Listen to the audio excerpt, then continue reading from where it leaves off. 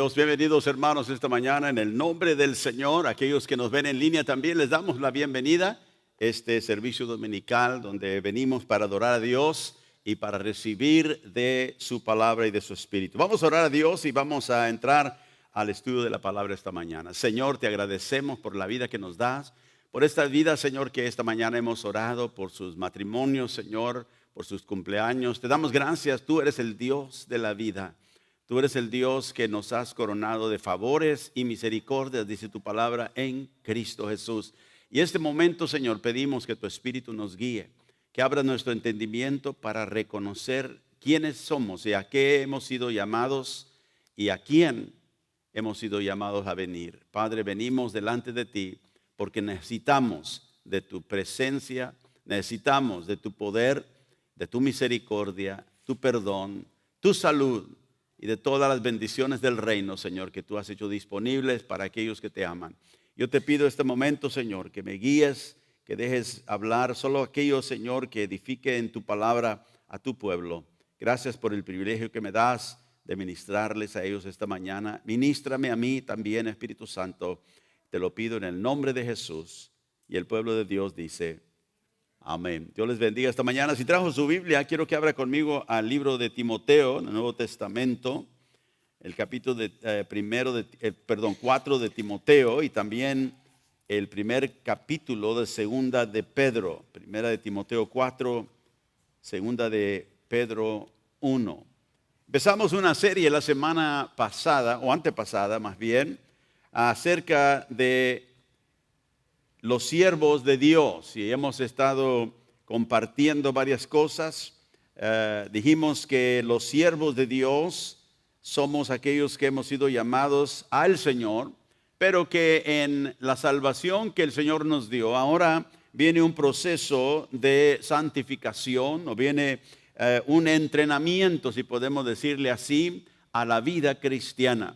Hemos sido expuestos a esta vida por el Espíritu Santo, y ahora el Señor nos enseña en su palabra qué clase de siervos debemos nosotros ser. En primera de Timoteo, capítulo 4, vamos a empezar a leer el versículo 2, 1 y 2, y luego vamos a brincar solamente por el tiempo al versículo 6. Primera de Timoteo 4, 1, el Espíritu Santo, Pablo dice, el Espíritu dice claramente que en los postreros tiempos algunos apostatarán de la fe. Note que dice el apóstol, el Espíritu dice claramente, no hay ninguna equivocación de esto, no es que a lo mejor suceda, no, claramente el Espíritu dice que en los últimos o los postreros tiempos, antes de la venida del Señor, algunos apostatarán de la fe, o sea, se apartarán, que aparentaban estar en la fe, pero se apartarán, escuchando a espíritus engañadores y a doctrinas de demonios. Note, escuchando ¿qué? Espíritus engañadores. O sea que va a ser un tiempo peligroso, porque van a venir o van a ser sueltos espíritus que vienen con el intento de engañar a la gente y principalmente al pueblo de Dios con doctrinas extrañas, doctrinas diabólicas, doctrinas de demonios, dice. Y vendrán con el fin de hacer que aquellos que están en la fe se aparten de la fe. Así que nosotros tenemos que oír lo que el Espíritu claramente nos dice, que este peligro existirá en estos tiempos antes de la venida del Señor. Y en el verso 6 dice Pablo, si enseñas esto a los hermanos, serás un buen ministro de Jesucristo, nutrido con las palabras de la fe y de la buena doctrina que has seguido. O sea que los ministros, los siervos de Dios que enseñan, dice que están nutridos con las palabras de la fe, serán buenos ministros si enseñan esto a su gente, al pueblo de Dios. Por eso esta mañana quiero recalcar, esos tiempos peligrosos están ya aquí. Y muchos vemos nosotros, si vemos las noticias o si leemos algún poco, que muchas iglesias han dejado la fe histórica, la fe de la sana doctrina. Se han permitido, ¿verdad?, muchas cosas que el pueblo ha tropezado en estas cosas porque los líderes no han sido nutridos en la fe. Pero dice, si nosotros somos nutridos en la fe, vamos a enseñar esto a los hermanos de este peligro. Y luego dice en el versículo 7, desecha las fábulas profanas y de viejas, ejercítate para la piedad. Note esa expresión, ejercítate para la piedad. Dice, porque el ejercicio corporal para poco es provechoso, pero la piedad para todo aprovecha, pues tiene promesa de esta vida presente y de la venidera. O sea que el ejercicio natural, temporal, físico, es solamente provechoso porque es temporal. Pero el ejercicio a la piedad es provechoso para todas las cosas, dice, porque tiene promesa. O sea, si nos ejercitamos a la piedad, hay promesa, no solamente para la vida que viene, sino también en esta vida tenemos promesa de Dios. Y luego en el versículo 11 dice, esto manda y enseña. Note que no dice el apóstol, esto sugiere. Dice, esto manda. Esto hazlo como un mandamiento, que la gente se ejercite para la piedad. ¿Por qué? Porque como siervos de Dios hemos sido llamados a servirle de cierta manera. Y eso no lo traemos nosotros ya innatos cuando venimos al Evangelio, cuando venimos a Cristo. Venimos de un mundo pecador, de un mundo de las tinieblas donde aprendimos la maldad solamente, pero ahora venimos al reino de Dios y nosotros tenemos que ser entrenados como los siervos de Dios y ejercitarnos y entrenarnos en la piedad. Dijimos la semana pasada que ¿dónde recibimos este entrenamiento? ¿De dónde podemos nosotros recibir el entrenamiento que necesitamos para ser los siervos de Dios piadoso? En segunda de Pedro, el capítulo 1, el apóstol Pedro nos da la respuesta. En el versículo 3, segunda de Pedro 1, verso 3, dice, como todas las cosas que pertenecen a la vida y a la piedad. A ver, diga conmigo, todas las cosas. Dígalo otra vez, todas las cosas. No solamente algunas cosas, dice todas las cosas que pertenecen a la vida y a la piedad. O sea, todo lo que tú y yo necesitamos para vivir para Dios, todo lo que tú y yo necesitamos para ejercitarnos a la piedad, note lo que dice Pedro, nos han sido dadas por su divino poder. O sea que ese es un entrenamiento que viene empoderado, no con un poder humano, sino con el poder divino, el poder de Dios. Por su divino poder nos han sido dadas todas las cosas que necesitamos. Pablo dice, ¿cómo vienen? Mediante el conocimiento de aquel que nos llamó por su gloria y excelencia. O sea que al venir nosotros a conocer más a aquel que nos llamó, a través de su palabra, obviamente, porque no hay otra manera de saber cómo es Dios, qué es lo que Él requiere de nosotros, más lo que Él nos ha mandado por los profetas y por los apóstoles escrito en su palabra, nosotros podemos conocer más a aquel que nos salvó. Quizá cuando iniciamos nuestra vida, ¿verdad? En Cristo vinimos sin nada de conocimiento, solo que el Señor nos salvó y entramos a esta salvación sin mucho conocimiento. Porque la salvación que Cristo ofrece no viene necesariamente por un conocimiento mental. Es una impartición espiritual de un corazón nuevo que el Señor nos da. Por eso en algunos instantes antes de venir a Cristo nosotros ni nos importaban las cosas de Dios. Pero ahora que hemos sido convertidos a Cristo, que ahora que somos salvos, a veces nuestros amigos antiguos que teníamos antes nos dicen, tú todo el tiempo estás en la iglesia. Todo el tiempo llevas la Biblia, abres la Biblia, estás leyendo. ¿Qué es eso? Pero ellos no lo entienden, porque ha habido un cambio de corazón que a ellos todavía no les ha llegado, no les ha amanecido esa luz. Pero a nosotros sí. Y este conocimiento ahora tiene que proseguir hacia un crecimiento mayor. Tenemos que conocer al Señor no solamente en la salvación de nuestro pecado, o en el perdón de nuestros pecados, en la salvación más bien, sino ahora tenemos que conocer su carácter, tenemos que conocer quién es realmente Dios, que nos llamó por su gloria y su excelencia. Y dice el versículo 4, por medio de las cuales, o sea, por medio de la gloria y la excelencia que nos llamó, por medio de ellas nos ha dado preciosas y grandísimas promesas, para que por ellas, o sea, por las promesas, nosotros llegásemos a ser, ¿qué? Participantes de la naturaleza divina. Ahora quiero decirle algo aquí que quiero que usted capte y no se le pase. La provisión de Dios para que tú y yo vivamos una vida piadosa, la provisión se encuentra en las promesas. Esto es lo que el apóstol Pedro está diciendo, que nosotros por medio de ellas llegásemos a ser participantes de la naturaleza divina, o sea, de conocer al Dios que es un Dios santo.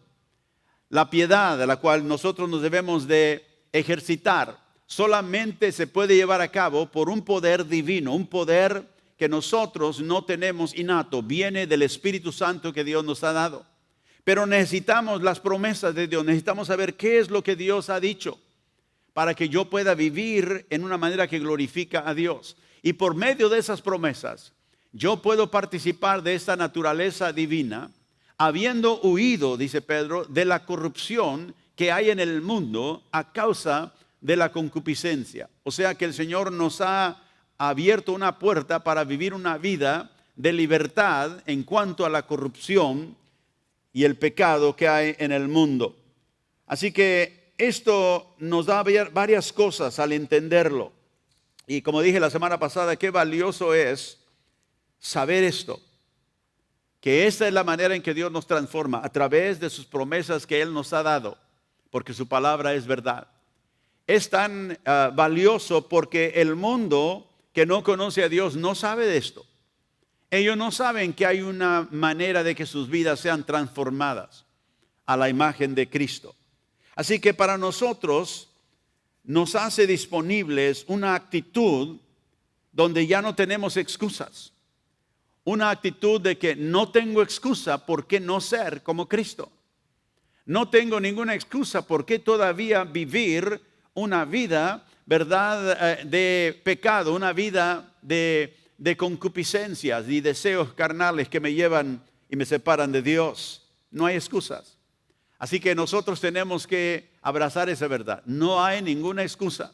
A veces, ¿sabe? Nosotros somos de cierto temperamento, carácter y decimos, es que así soy yo, así era mi papá y así era mi abuelo. No hay excusa para ser así. Porque ahora, aunque hayamos venido de ese trasfondo, ahora tenemos un Salvador que nos libera de todo aquello que no agrada a Dios, a través de lo que Él ha hecho por nosotros. Amén. Amén.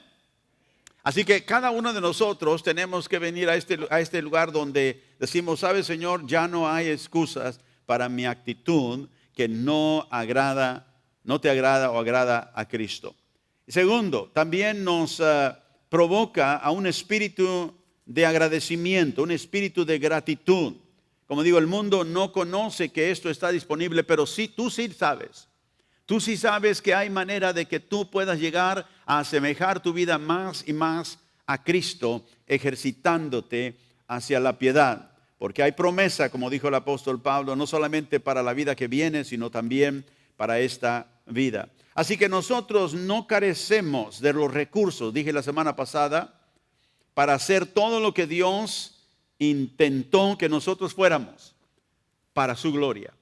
No carecemos de ninguno de estos recursos, porque Él nos los ha dado todo lo que pertenece a la vida y a la piedad, todo lo que necesitamos para ser piadosos y todo lo que necesitamos para vivir una vida que agrada a Dios. Vamos a 2 de Corintios capítulo 3, quiero que vaya y vamos a hablar esta mañana un poquito acerca de qué nos dice la Biblia, de qué clase de siervos nos llamó el Señor a ser. Aquí en 2 de Corintios capítulo 3, el apóstol Pablo escribe a la iglesia en Corinto y les dice aquí en el versículo 17 y 18, porque el Señor es el Espíritu, y donde está el Espíritu del Señor, ahí hay ¿qué? Libertad. Donde está el Espíritu de Dios, ahí hay libertad. Ahora, una pregunta. Si el Espíritu de Dios mora en usted, ¿deberá usted vivir libre o esclavo de algo? ¿Ve? Porque donde está el Espíritu, ahí hay libertad. Note que esa es una oración que declara una verdad.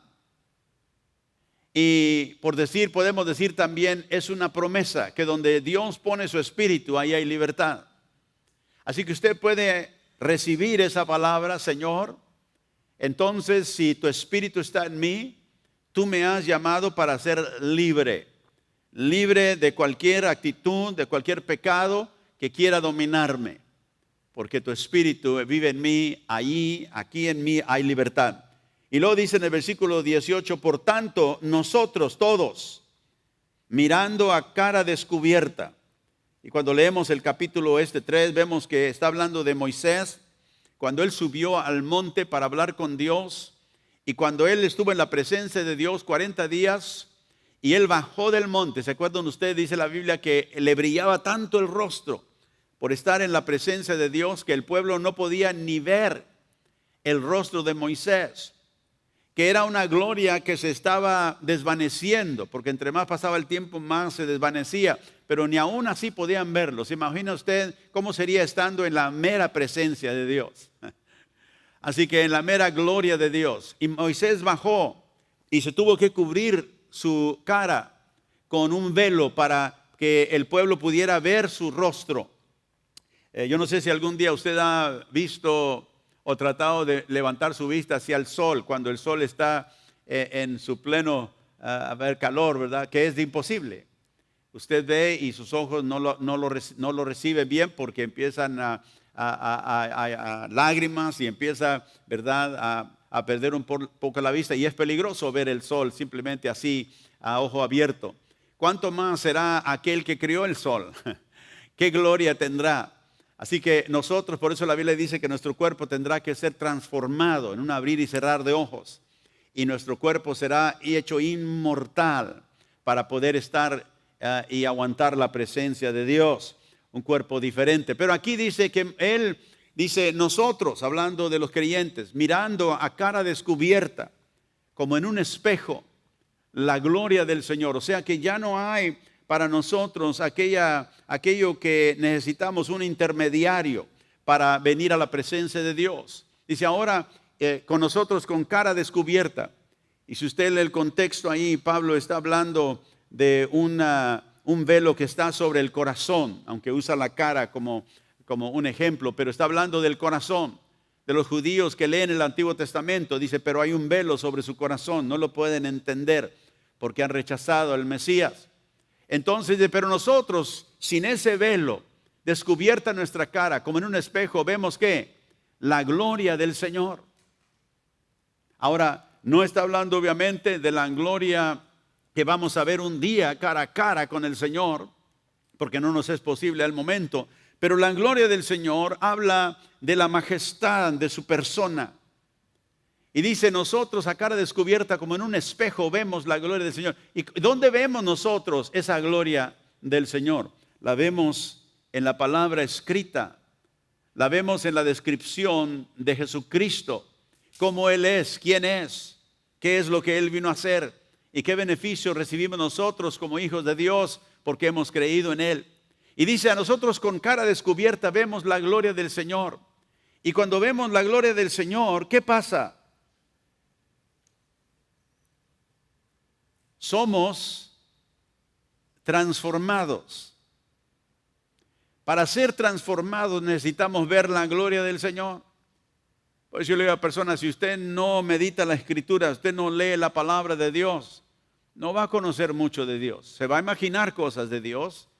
Hay mucha gente que dice, bueno, yo pienso que Dios es así, o yo pienso que Dios hace así, o Dios no hace esto, o Dios no hace lo otro, o Dios hace... y no saben. Tienen ideas que ellos mismos forman, pero ese Dios es un Dios falso. Eso es un Dios de nuestra propia imaginación. Y ese Dios no nos cambia.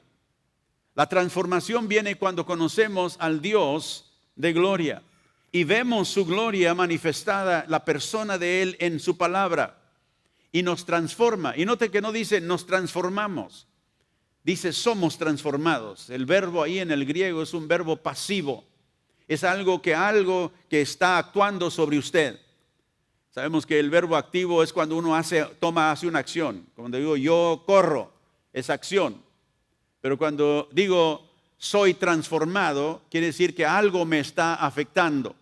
Entonces la transformación a la gloria del Señor, de gloria en gloria, note, es un proceso. Viene cuando nosotros cara a cara con Dios vemos en el espejo es su palabra.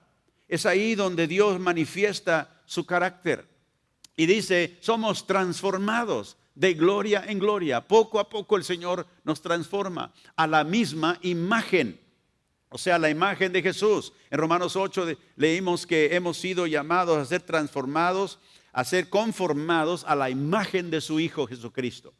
Así que esto nos sucede a nosotros cuando nosotros cara a cara vemos la gloria de Dios manifestada en el espejo, que es la palabra de Dios.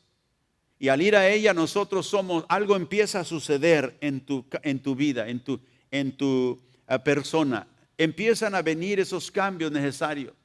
Por ejemplo, tú lees en la palabra donde el Señor te dice que debes de perdonar a tu hermano y tú llegas a ese punto y te acuerdas que tienes algo en contra de alguien.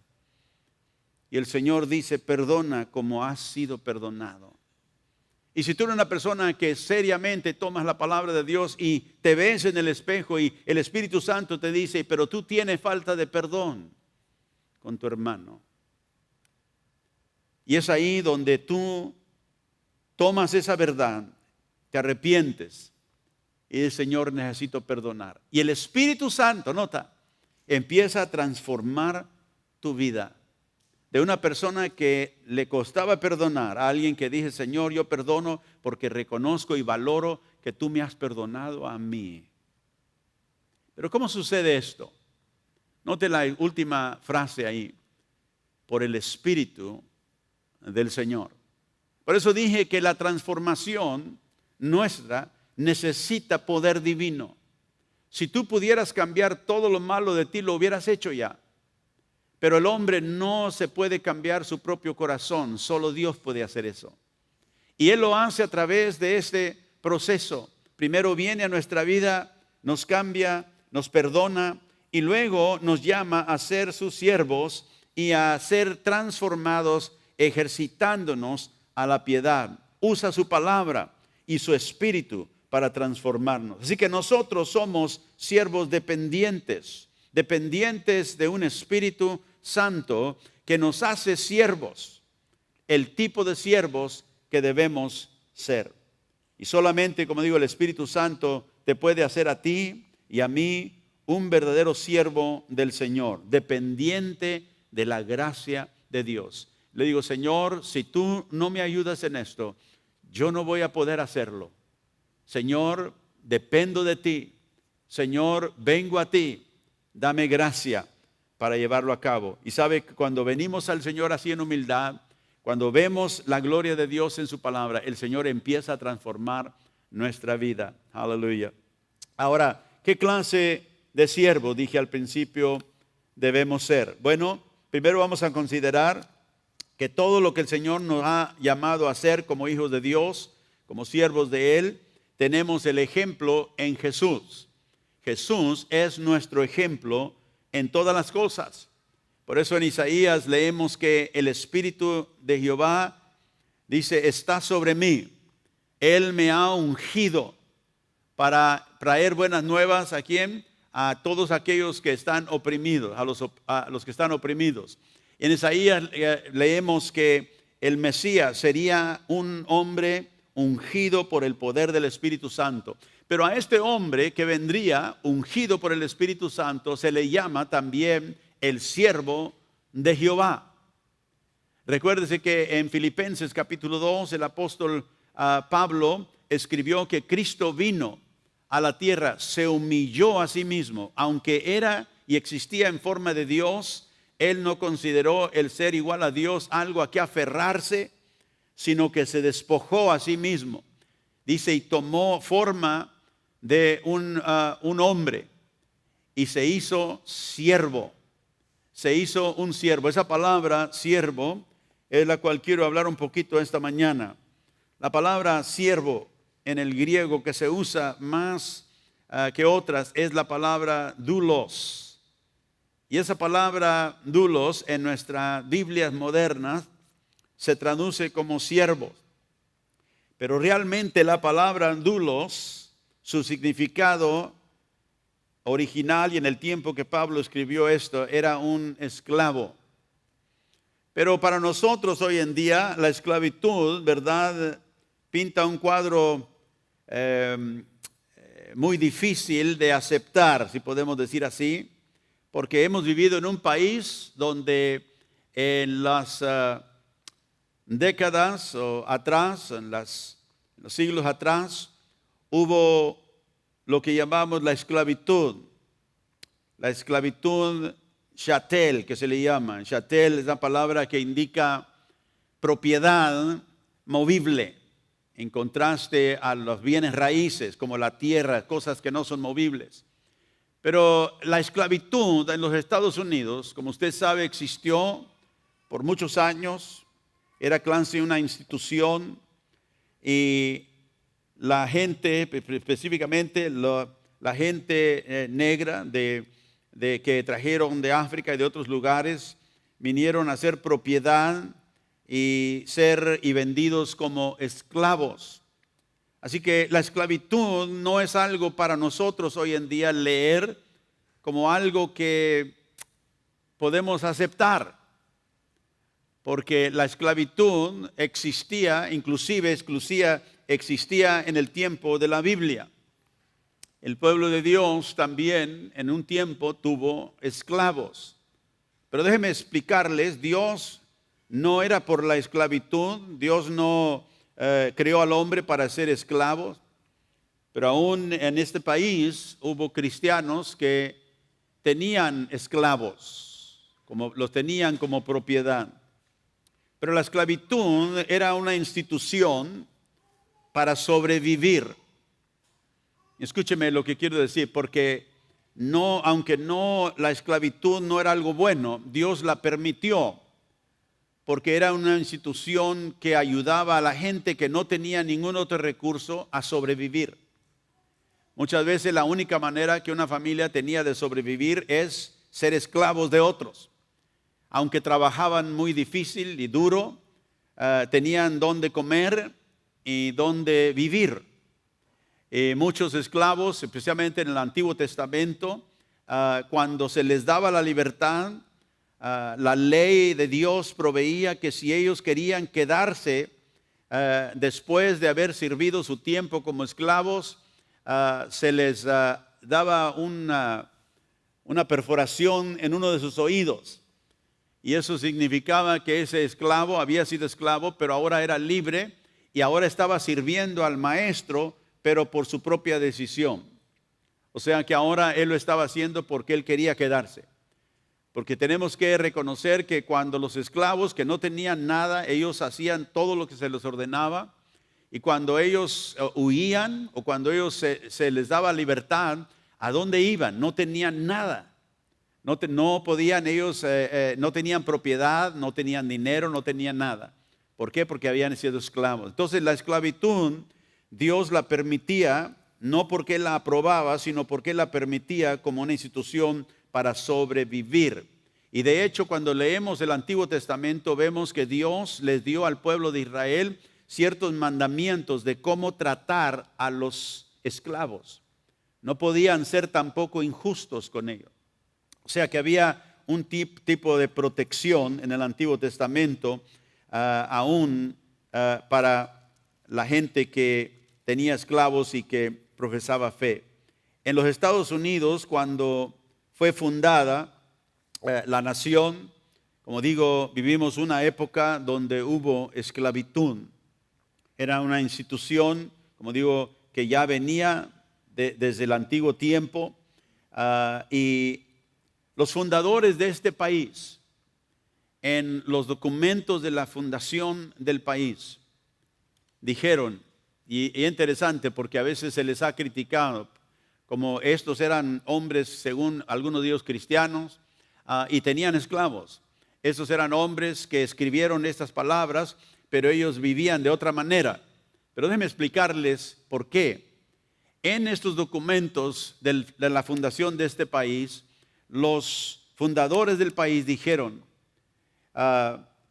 dice, nosotros tomamos estas verdades, dicen, que sean evidentes, que todos los hombres son creados iguales.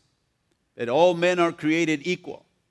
Todos los hombres son creados iguales. Y se les ha dado por su creador, ¿verdad?, ciertos derechos.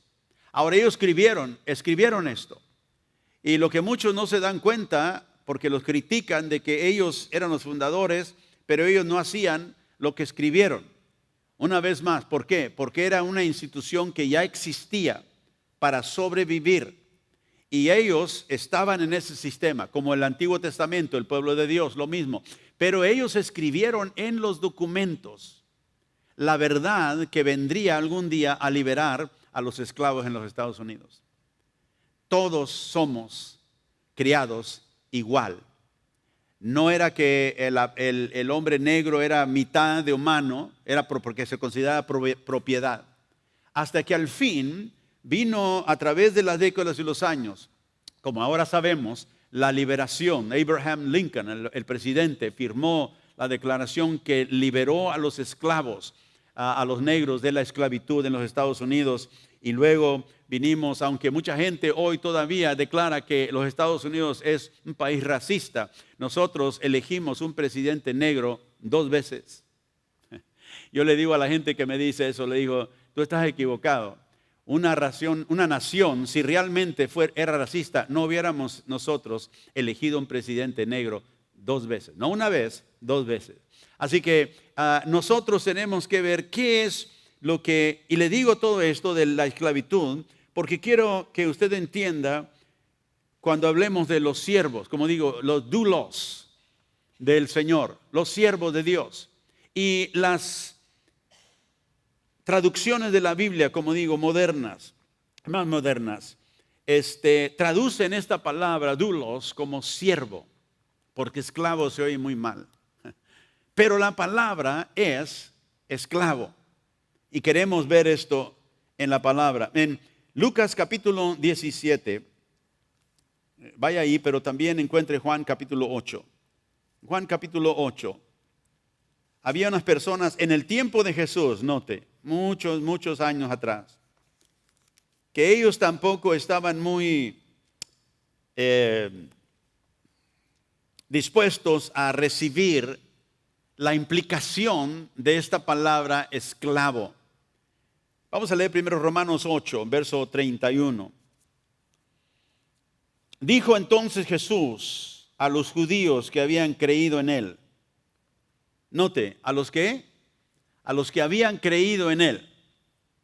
Dice, si vosotros permanecéis en mi palabra, seréis verdaderamente mis discípulos y conoceréis la verdad. Y la verdad os hará ¿qué? Libres. Y note la reacción de ellos. Le respondieron, linaje de Abraham somos, y jamás hemos sido esclavos de nadie. ¿Cómo dices tú, seréis libres?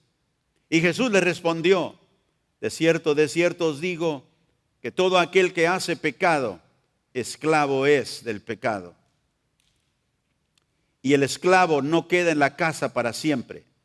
El Hijo sí queda para siempre. Así que si el Hijo os libertare, seréis verdaderamente libres. Ahora Jesús está hablando de una libertad, obviamente espiritual, de una libertad que el hombre natural a veces no se considera esclavo. Pero Jesús dice, si tú pecas en contra de Dios, eres un esclavo del pecado. Si el pecado te domina, eres esclavo. No lo tienes que admitir, pero Jesús lo declara. Por eso ellos dijeron, pero nosotros nunca hemos sido esclavos de nadie. Y aunque estaba un poquito medio mintiendo, porque en ese tiempo ellos estaban bajo el dominio de Roma. Ellos no podían hacer lo que querían. Roma los gobernaba y eran realmente esclavos en ese sentido. Pero ellos dijeron, nosotros nunca hemos sido esclavos de nadie. No era verdad, habían sido esclavos de Nabucodonosor, ¿verdad? De otros imperios en el Antiguo Testamento. Pero ellos dijeron, nosotros no somos esclavos de nadie. Y note, estos eran los que habían creído que lo que él enseñaba era verdad. Pero aquí ellos no iban a admitir, nosotros no somos esclavos de nadie. Y Jesús le dijo, pero si practicas el pecado, eres esclavo del pecado. Así que si el Hijo del Hombre, si el Hijo te liberta, seréis verdaderamente ¿qué? Libres. Así que vemos que Cristo viene con una libertad para aquellos que creen en Él. Vamos a Lucas capítulo 17, donde el Señor Jesucristo nos da una parábola acerca de la fe, pero también acerca de los siervos o los esclavos. Mire, y leemos aquí esta parábola que el Señor nos da. Lucas 17, versículo 5. Dijeron los apóstoles al Señor, aumentanos la fe. Entonces el Señor les dijo, si tuvieres fe como un grano de mostaza, podrías decir a este sicómoro, desarráigate y plántate en el mar, y os obedecería. O sea que el Señor les está diciendo que la fe en Dios no es algo que tiene que ser algo enorme y grande, sino como un grano de mostaza. O sea, una semillita. Está enfatizando el poder de Dios en quien nosotros tenemos fe. Y dice un árbol, un sicómoro, que es un árbol que tiene muchas raíces, un árbol muy difícil para sacar de la tierra. Y dice, pero si dijeras desarráigate, plántate en el mar, os obedecería. O sea, está indicando el poder, una vez más, de la fe en Dios. No está hablando de algo literal. Voy a hablarle al árbol a ver si se desarraiga. No, está hablando del poder de la fe en Dios, que todo lo puede. Y luego sigue diciendo en el versículo 7. Pero aquí vemos algo interesante acerca de no solamente la fe, sino los siervos o los esclavos que tienen esa fe. 17, en verso 7. ¿Quién de vosotros, teniendo un siervo, note la expresión siervo, pero realmente es esclavo? La palabra doulos. ¿Quién de vosotros, teniendo un esclavo que ara o apacienta ganado, al volver él del campo, luego le dice, pasa y siéntate a la mesa? Dice, no le dice más bien, prepárame la cena, cíñete y sírveme hasta que haya comido y bebido, y después de esto come y bebe tú. Así que el Señor nos da una indicación así del esclavo, y está hablando él conociendo ¿verdad? La sociedad en el tiempo donde él vive. Pero dice algo interesante acerca de los esclavos, más que un siervo. Los esclavos son destinados ¿a qué? A servir. Porque note que le dice aquí al esclavo, después que hayas terminado tu tarea, después que hayas arado, apacentado el ganado y volver del campo, no le dice, en versículo 7 dice el Señor, no le dice, pasa, siéntate, yo sé que vienes bien cansado, siéntate a la mesa para que comas. No, primero le dice que prepárame la cena. ¿Por qué? Porque es el amo, porque él es el esclavo, él es el que está para servir. Pero le dice primero, prepárame la cena, cíñete, sírveme. Y después de que haya comido y bebido, y después de esto, tú vas a comer y beber. O sea, es el esclavo. Y como digo, los traductores para menguar un poquito, ¿verdad? Lo que el Señor realmente está diciendo. Le está hablando un esclavo. No le está diciendo a alguien nada más, sírveme si quieres. No, el trabajo es que del esclavo es arar en el campo, es apacentar el ganado. Después de haber trabajado todo el día, no le dice el amo, siéntate y come. No, viene y dice, ahora que has hecho tu tarea externa, ahora vas a hacer tu tarea interna. Ven aquí, prepara la comida, sírveme. Después que haya comido, después tú vas a comer. Así que el esclavo, habiendo trabajado todo el día en el campo, se le espera que entre a la casa y obedezca ¿a quién? A su maestro, a su amo. Y Jesús está hablando de la obediencia y el servicio al maestro. El servicio y la obediencia del esclavo es un procedimiento que le corresponde al esclavo. Y en la misma manera, Jesús está hablando a sus discípulos que ellos, como discípulos de Jesús, tienen que ser esclavos que le obedecen y le sirven. Y como digo, esa palabra esclavos para nosotros no nos caemos bien. Es que, y respondemos como respondieron aquellos que en Juan 8, es que yo nunca he sido esclavo de nadie. Pero Jesús nos llama a ser sus esclavos. Y nos dice que la obediencia del esclavo se le requiere no solamente cuando ya ha trabajado y lo vemos y decimos, pobrecito, tiene derecho también a comer y a eso. No, dice, ha terminado su tarea ya, ahora tiene que hacer su tarea interna aquí en la casa. Después que haya servido a su amo, entonces él se le puede tomar en cuenta. Y como digo, a nosotros no nos gusta eso, porque hemos recibido un evangelio que nos dice que Cristo vino para hacer nuestra vida bien fácil. Que el Señor vino para hacernos hijos de Dios, hijos de realtad, hijos de un rey, y sí lo somos. Pero Jesús está hablando de qué se requiere de un siervo.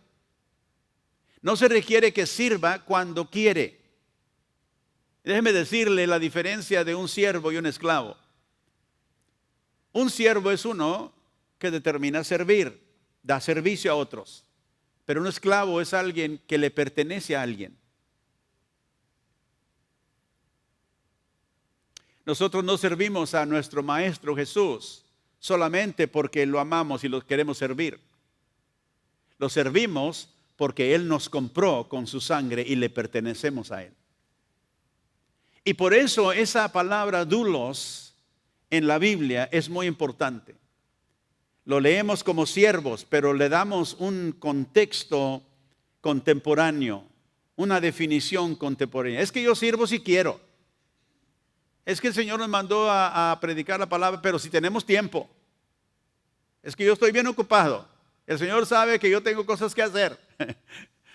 Por eso cuando el Señor de esa parábola dijo, cuando el siervo termina de hacer su palabra y entra a la casa, no le dice, mira, ven, siéntate, ven a comer. No, le dice, hay tarea que hacer también aquí. Así que el esclavo, por decir, no tiene derechos bajo el amo al quien le pertenece. Ahora nosotros tenemos un amo que nos ama.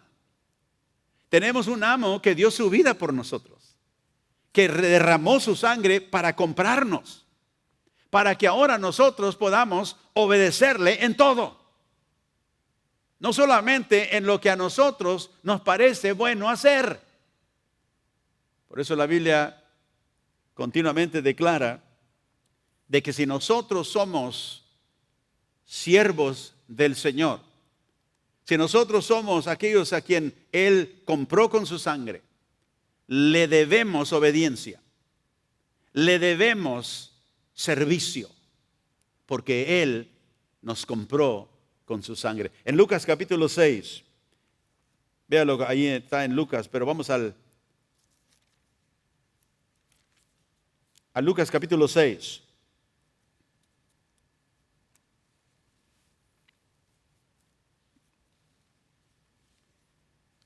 Y no, aunque no, mientras busca el capítulo 6 de Lucas, ahí en el capítulo 17 donde acabamos de leer, no leímos la última parte, también es importante, el versículo 9 de Lucas 17, dice, ¿acaso da gracias al siervo o al esclavo porque hizo lo que se le había mandado? Jesús dijo, pienso que no. Verso 10, así que también vosotros, ¿quién? vosotros, los que somos de Él. Cuando hayas hecho todo lo que os ha sido ordenado, decid, esclavos inútiles somos, pues lo que debíamos hacer, hicimos. O sea que al esclavo no se le pide que haga, si quiere, lo que debe hacer. Y lo que nosotros le debemos al Señor es gratitud y adoración. Y cuando nosotros hacemos lo que Él nos manda y le adoramos, no estamos haciendo algo tan especial que el Señor debe agradecernos. No, estamos haciendo lo que un esclavo debe hacer a su maestro.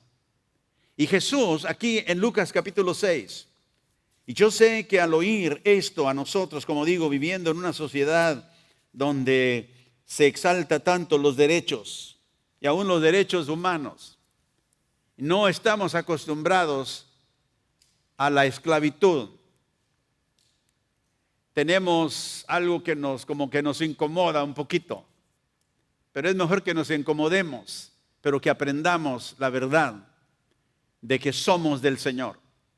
Y estamos nosotros para obedecerle al Señor en todo. Mire lo que dice el Señor. En Lucas 6, verso 46, Jesús dice, ¿por qué me llamáis Señor, Señor, y no haces lo que yo digo? Me pregunta muy directa que nos convicta. Si Él es Señor, nosotros debemos hacer lo que Él nos dice. Todo aquel que viene a mí y oye mis palabras y las hace, os indicaré a quién es semejante. Semejante es al hombre que al edificar una casa, cavó y ahondó y puso el fundamento sobre la roca. Y cuando vino la inundación y el río dio con ímpetu contra aquella casa, pero no la pudo mover, porque estaba fundada sobre la roca. Mas el que oyó y no hizo, semejante es al hombre que edificó su casa sobre tierra sin fundamento, contra la cual el río dio con ímpetu, y luego cayó, y fue grande la ruina de aquella casa. Jesús dice, ¿por qué si soy Señor? La palabra Señor en el griego es kurios, es un amo, es aquel que está en autoridad, aquel que dirige la vida de aquellos que están bajo su mano. Y el Señor dice, si ustedes me llaman Señor, ¿por qué no hacen lo que yo digo? O sea, esto es en contra totalmente de la relación del amo, del Señor y un esclavo. Pero lo dice aquí que el que oye y hace, dice, es el hombre que está, note, edificando su casa, pero está cavando en la roca, está haciendo un fundamento fundado en algo que no se puede mover. Cuando venga el río con ímpetu y el viento o lo que venga, dice, no puede mover esa casa. Pero el que oye solamente y no obedece y no hace mis palabras, dice, es aquel que edifica su casa sobre la tierra, simplemente. ¿Sabes qué? Porque el fundamento se toma mucho tiempo. Hay que cavar en la roca, hay que escarbar. No, mejor mira, vamos a hacerla aquí sobre la tierra, sobre la arena, sin fundamento. Pero cuando viene el río y da con ímpetu, ¿qué dice el Señor? La ruina de esa casa es grande. Note aquí algo muy importante. Que el esclavo de Jehová, el esclavo del Señor, edifica cuando obedece, cuando hace lo que el Señor le dice. Y quiero que note usted aquí, y claro, la casa está hablando de vida, está hablando de la vida de una persona. Es la persona que no hace o la persona que hace lo que el Señor manda. Y note usted aquí que lo que causa que la casa caiga no es el río, no es el viento, no es los elementos. Porque los mismos ríos y elementos vinieron contra la casa que no cayó. contra esa casa, contra esa vida, contra esa persona que hizo lo que el Señor mandó y ordenó y hace lo que Él está edificando su casa. Y cuando vienen todos los elementos de la vida que vienen en contra nuestra, si nosotros hemos y estamos basados sobre la palabra de Dios, obedeciendo al Señor, esos vientos no nos van a derrocar nuestra casa. Pero el hombre que escucha pero no hace, que no obedece, no sirve, no hace lo que el Señor dice, vendrán los tiempos en la vida que lo van a derrocar. Y su vida va a tener una caída grande.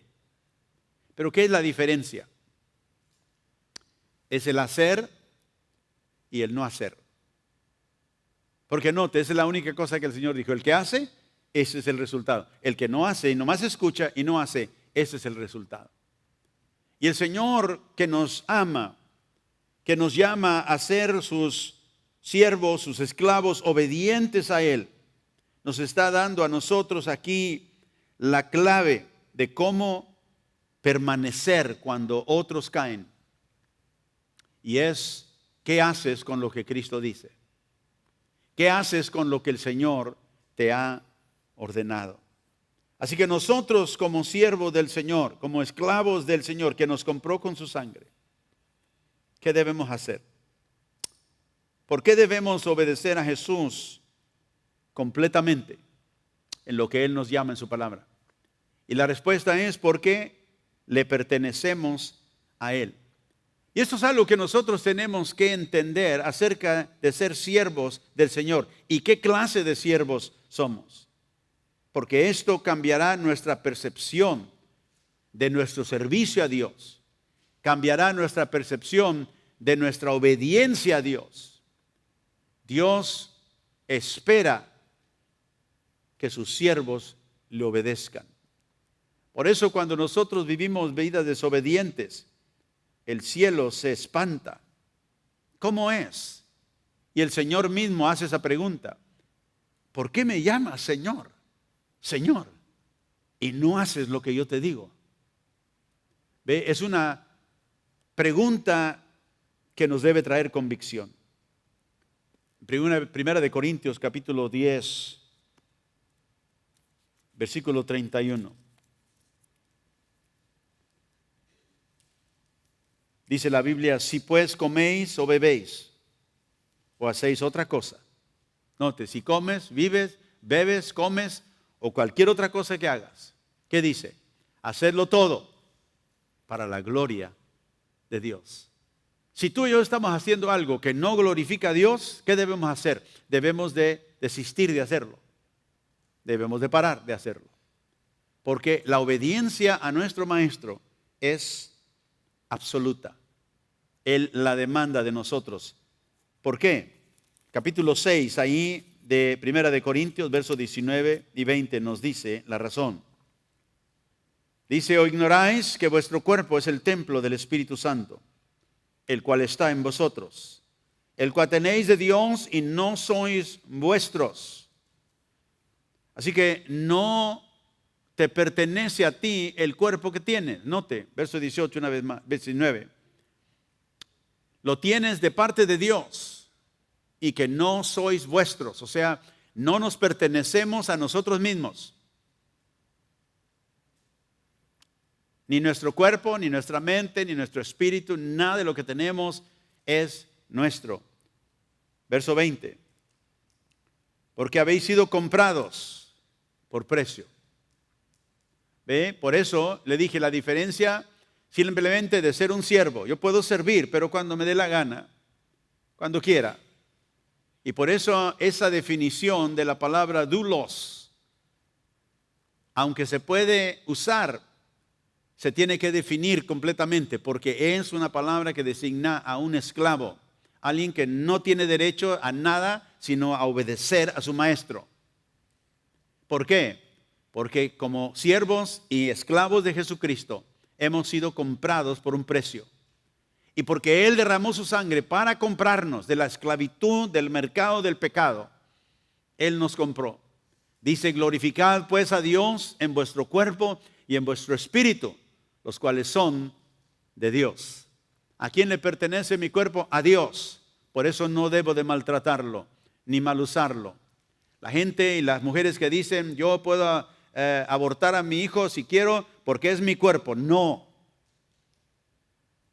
Dios te dio ese cuerpo y un día Dios te llamará a cuenta por él. Y las gentes que han pensado que ellos pueden hacer como quiera y determinar, se han equivocado. Pero tú y yo no tenemos que equivocarnos, porque tenemos la verdad. Por eso dije, la verdad es beneficiosa y valiosa para nosotros los que la conocemos. Así que hemos sido comprados. Por tanto, glorificar a Dios. Acuérdense que Pablo dijo, lo que bebas, lo que comas, cualquier otra cosa, hacerlo todo para la gloria de Dios. Nosotros estamos esclavizados para Dios. Somos esclavos de justicia. Y por eso hice la diferencia entre un siervo y un esclavo. Un siervo es alguien que sirve a otra persona. Un esclavo es alguien que le pertenece a alguien.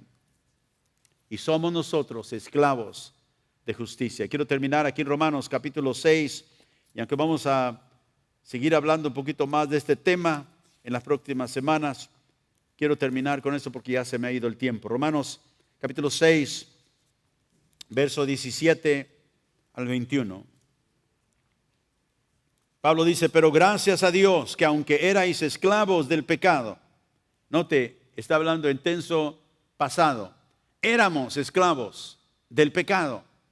Habéis obedecido del corazón a aquella forma de doctrina a la cual fuisteis entregados y libertados del pecado. ¿No le da gracias a Dios que nos libertó el Señor? Note que Cristo dijo, si el Hijo te liberta, seréis verdaderamente libre.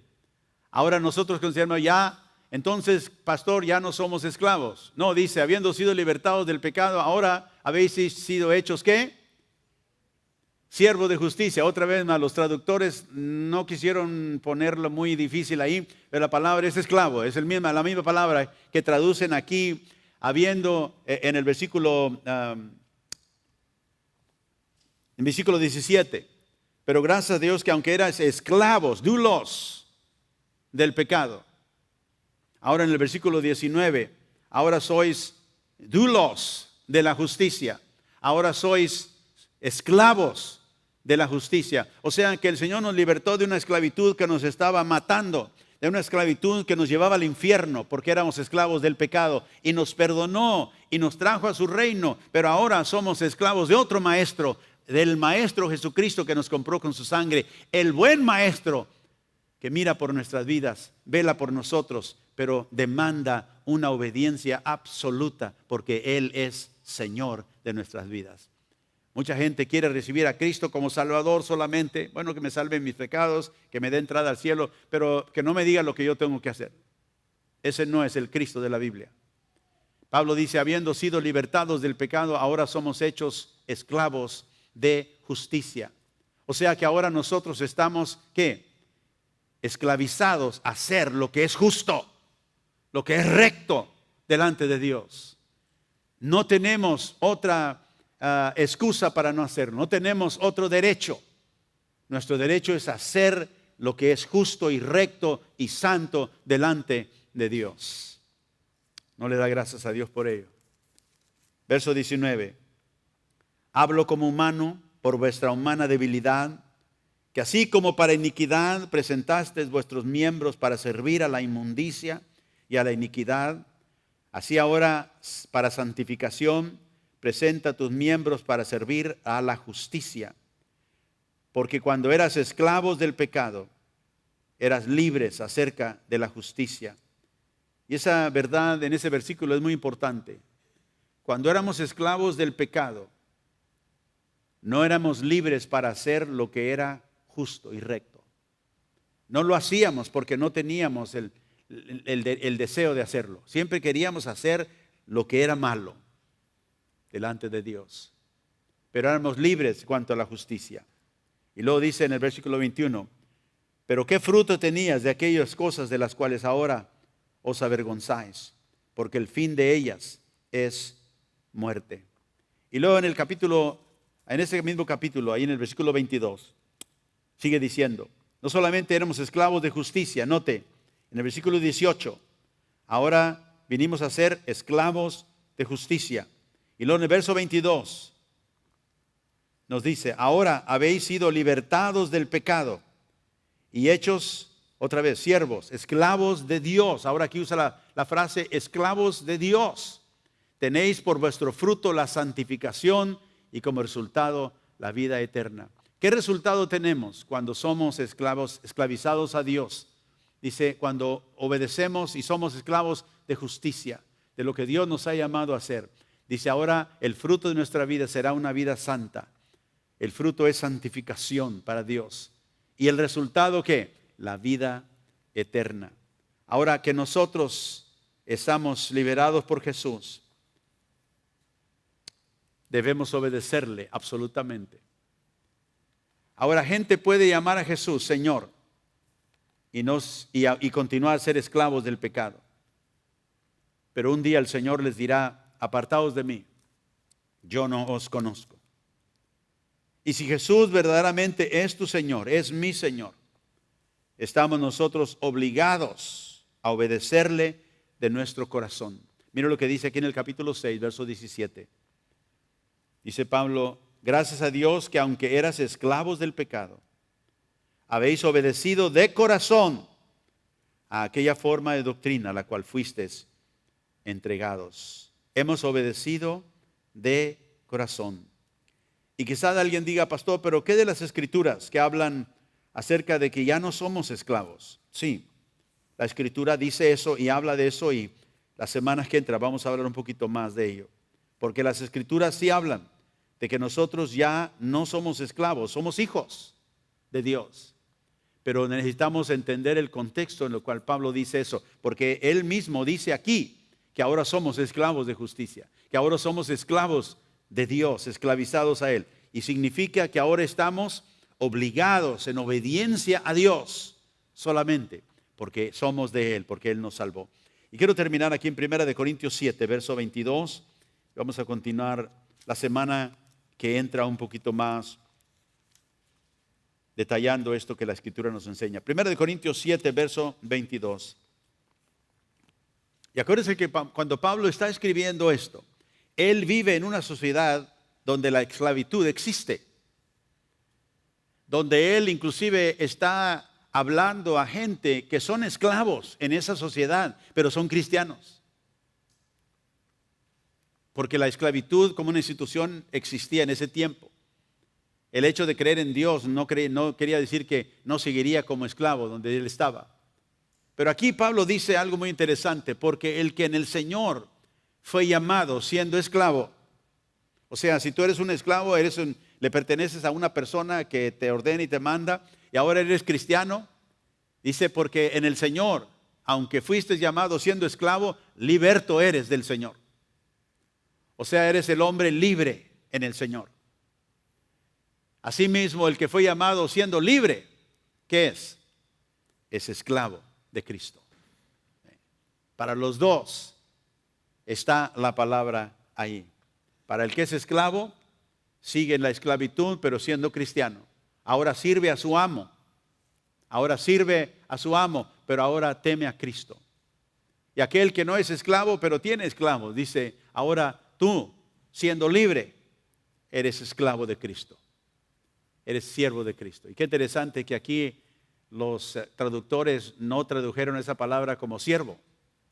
¿Ve? La misma palabra, el traductor la usa como quiere. Aquí como en otras escrituras como para menguarle un poquito, pero aquí no, eres esclavo, el esclavo de Cristo. Y yo doy gracias a Dios que tengo el privilegio de ser esclavo de Cristo, porque Él me compró con su sangre. Vamos a orar a Dios. Padre, gracias te damos esta mañana. Tu palabra es viva y eficaz.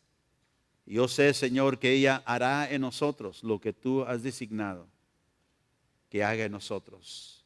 Quebranta todo pensamiento humano. Destruye, Señor, toda inconveniencia que nos dé excusas para no obedecerte. Te doy gracias porque soy tu esclavo. Y tú me has liberado de una esclavitud que tenía la potencial de destruir mi vida, no solamente temporal, sino por la eternidad. Gracias, Señor. Y delante de ti, declaro, Señor, que te pertenezco, soy tuyo. Ordena mi vida como a ti te plazca, Señor. Y te agradecemos por Cristo, que vino también como siervo, como esclavo a tu voluntad. Cuando Él oró por nosotros ahí en el jardín, Señor, si hay alguna otra manera, mas no se haga mi voluntad, sino la tuya. Rindió su voluntad para obedecerte, siendo esclavo tuyo, para hacer tu voluntad solamente. Y te doy gracias que Él vivió esa vida y nos dio el ejemplo de ser, Señor, obedientes a ti hasta la muerte. Y por lo tanto, dice tu palabra, tú le exaltaste hasta lo sumo.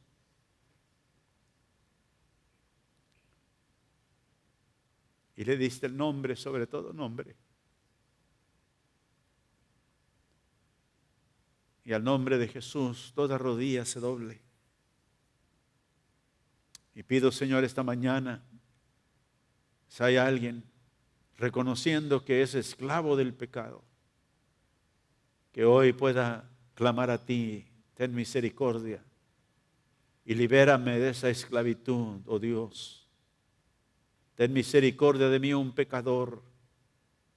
Hazme tuyo y ven, Señor, y por tu Espíritu cambia ese corazón que clame a ti esta mañana, Señor.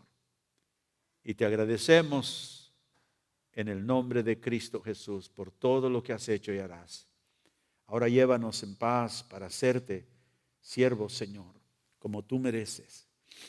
Esta semana úsanos, ayúdanos y danos gracia para obedecer en todo. Te lo pido en el nombre de Jesús. Amén.